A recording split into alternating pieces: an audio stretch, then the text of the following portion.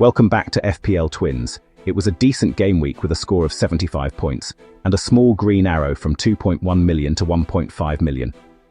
If you're new here, don't forget to hit that subscribe button for weekly team selection videos throughout the season, and make sure to join our mini league via the link in the description.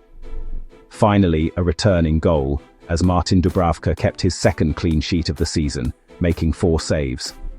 Arsenal restricted Fulham to 0 shots on target, while Gabriel's assist for Trossard's goal proved to be the match winner. Taking a risk by bringing in Enzo Fernandez despite his injury concern didn't prove costly. He missed out, which meant Maxime Esteve came off the bench with a brilliant 8-pointer. The midfield wasn't great, but Antoine Semenyo managed to grab an assist.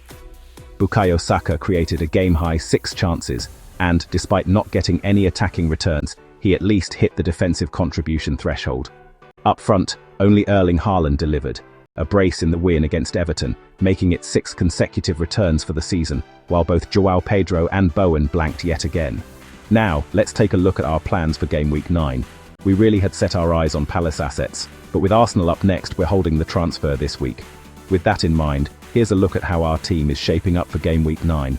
In goal, we're once again keeping faith in Dubravka, who just kept a clean sheet last week against Leeds. He made 4 saves in that match, his second clean sheet of the season. This week, he faces a Wolves side that have scored only 5 goals so far, the joint lowest in the league. Joining him in defence is his teammate Maxime Esteve, who has hit the defensive contribution threshold in 4 of his last 5 matches.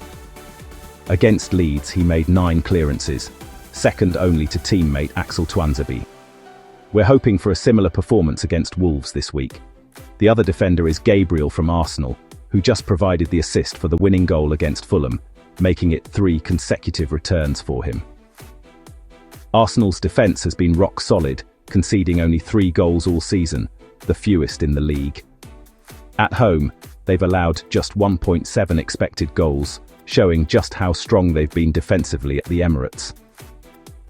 Although Pedro Porro has returned in only 1 of his last 4 games, he still leads all defenders with 12 key passes. This week, he faces an Everton side that have scored just 5 goals at home. Only 4 teams in the league have scored fewer.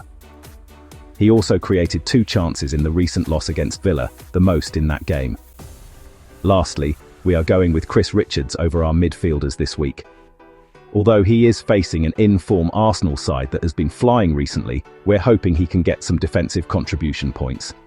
He has now hit the defensive contribution threshold in 4 consecutive matches. After missing game week 8 through injury, Enzo returned straight to the starting 11 against Ajax in the UCL, playing the first 45 minutes and scoring from the spot. With Cole Palmer now ruled out for 5 more weeks, Enzo steps up as Chelsea's first choice penalty taker, a big plus, and he now faces promoted Sunderland. Saka hasn't quite hit the ground running since returning from injury in game week 5, scoring just once in his last 4 matches. However, he still ranks second among Arsenal players for expected goal involvements with 3.3, only behind Victor Gyökeres. He now faces a Palace defence that have conceded just 3 goals on the road this season. Semenyo is in the form of his life, blanking just once this season while scoring 6 goals and providing 3 assists. He tops Bournemouth's chart with 4.2 expected goal involvements, and only Haaland has more goal involvements overall. This week, he faces a Forest side under a new manager who kept their first clean sheet of the season against Porto in the Europa League. João Pedro started the season in great form, scoring 2 goals and providing 3 assists in his first 4 matches. Since then, he has blanked in 4 consecutive games, a frustrating run. This week, he faces Sunderland at home, a side that have conceded just 6 goals so far, though 4 of those came in away matches.